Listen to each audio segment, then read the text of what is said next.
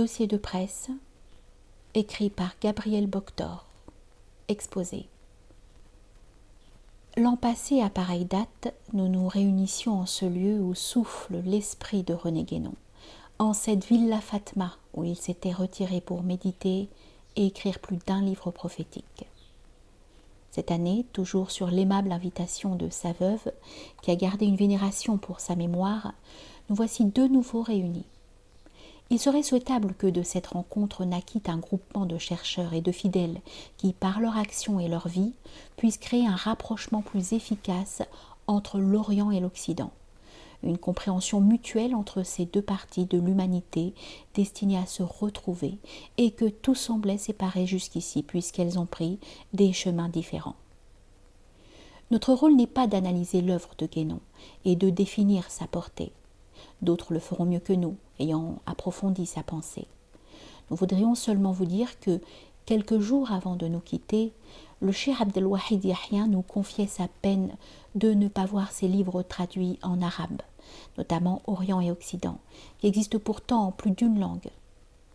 Cette déclaration qu'il nous avait faite à Ali El-Dib et à moi-même demeure par-devers moi comme un dépôt sacré que je confie à la naissante association des amis de René Guénon.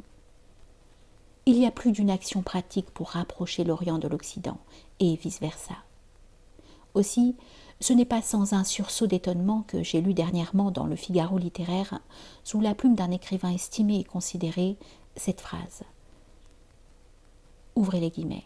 « J'ai longtemps habité l'Asie, écrivait Paul Claudel, mais je n'ai pas la vocation de l'Asie. Elle représentait simplement pour moi cet ailleurs à quoi mon métier de consul et de diplomate me donnait droit.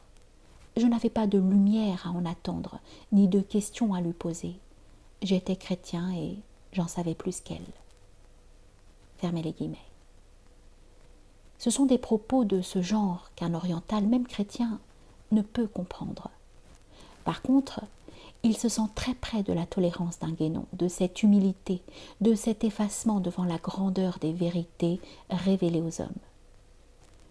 Nous juxtaposerons donc les propos de Claudel à ceux de Guénon, pour qu'ils servent de lumière et de guide à ce rapprochement possible et souhaitable entre Orient et Occident, prémisse d'une paix effective et durable entre les hommes, prémisse aussi d'une vie plus harmonieuse.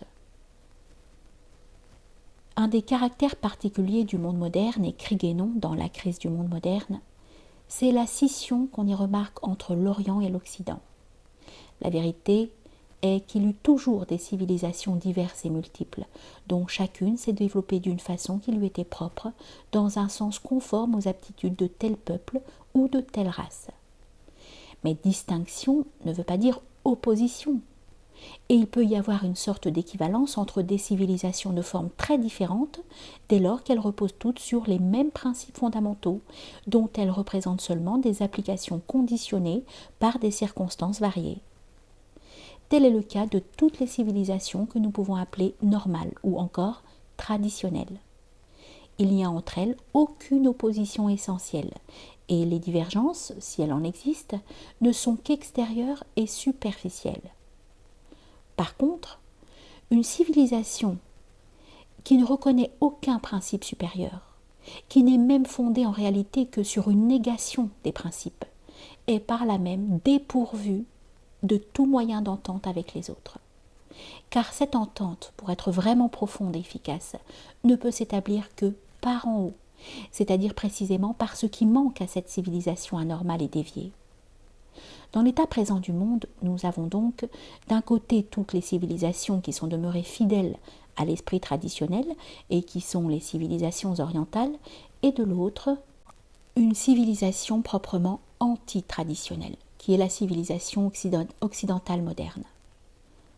Plus loin, René Guénon ajoute « Quoi qu'il en soit, si l'on suppose que l'Occident, d'une façon quelconque, revienne à sa tradition, son opposition avec l'Orient se trouverait par là même résolue et cesserait d'exister, puisqu'elle n'a pris naissance que du fait de la déviation occidentale, et qu'elle n'est en réalité que l'opposition de l'esprit traditionnel et de l'esprit anti-traditionnel. Ainsi, contrairement à ce que supposent ceux auxquels nous faisons allusion il y a un instant, le retour à la tradition aurait parmi ses premiers résultats celui de rendre une entente avec l'Orient immédiatement possible. Fermez les guillemets. À ces propos d'une haute tenue spirituelle, je voudrais ajouter quelques constatations recueillies dans la vie courante et qui prouvent le rayonnement de la pensée du grand disparu. Vous savez qu'il existe de par le monde plus d'un groupe d'études de la pensée de Guénon, plus d'un fidèle. Ici même, près de nous, un Anglais et un Américain ont vécu dans son sillage. Ils ont même embrassé l'islam pour être plus près du maître. C'est au Caire donc, en cette capitale de l'Égypte, creuset de tant de civilisation, point de rencontre entre l'Orient et l'Occident, en cette ville que Guénon avait choisie pour y vivre et pour y mourir, que devait se créer l'association de ses amis, qui se mettraient aussitôt en contact avec les autres foyers de la pensée guénonienne de par le monde. Quelques jours avant la mort du Cheikh Abdelwahid Yahya, un journaliste belge me priait de le conduire auprès de lui. Il lui déclarait, dans une conversation émouvante, où palpitait l'admiration affectueuse du fils pour son père spirituel, que c'était grâce à la fréquentation de sa pensée qu'il avait retrouvé la vraie voie du catholicisme. Il lui en exprimait toute sa gratitude, et René Guénon était heureux de ce résultat. Encore plus près de nous, vous avez dû lire cette émouvante profession de foi d'un jeune intellectuel russe d'Égypte, paru dans l'Égypte nouvelle de José Caneri, où ce fidèle admirateur exprimait toute sa gratitude au maître dont la pensée lui avait fait trouver la paix du cœur et un équilibre qu'il cherchait en vain. Cet été enfin, une jeune fille musulmane d'Alexandrie venait spécialement au Caire pour déposer une gerbe de fleurs, des lys blancs, sur la tombe du Cheikh Abdelwahid Yahya. Après avoir tourné toute la matinée sans trouver le tombeau, elle s'adressait à moi, et je la conduisais ici d'où, en compagnie de la Hadja Fatma, nous sommes allés nous recueillir sur la dernière demeure du grand disparu.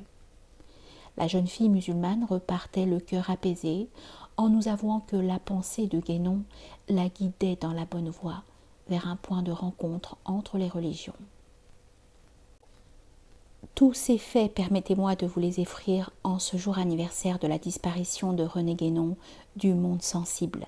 Faits qui prouvent peut-être mieux que bien des textes le rayonnement et la pensée de ce grand esprit qui ne peut s'éteindre. L'action de rapprochement et de compréhension qu'elle peut réaliser entre les habitants d'un même monde, entre des races et des religions différentes qui doivent bien finir par se comprendre et s'aimer si elles veulent se survivre. Si les propos qu'on vient de lire n'étaient qu'une boutade, leur impertinence aurait déjà de quoi choquer.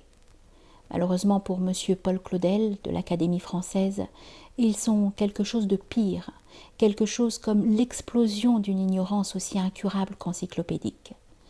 Pour savoir par oui ou par non s'il y a des lumières à attendre de l'Asie ou des questions à lui poser, M. Paul Claudel n'aurait qu'à parcourir simplement la table des matières de l'histoire de l'Asie, en 3 volumes par René Grousset.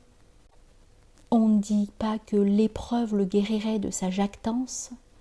On soutient que cette lugubre paillasse qui a réalisé le paradoxe d'emmerder ses spectateurs deviendrait plus circonspect et finirait par entrevoir que la parole est d'argent, exactement la couleur de son unique soulier de satin, le zabal de service.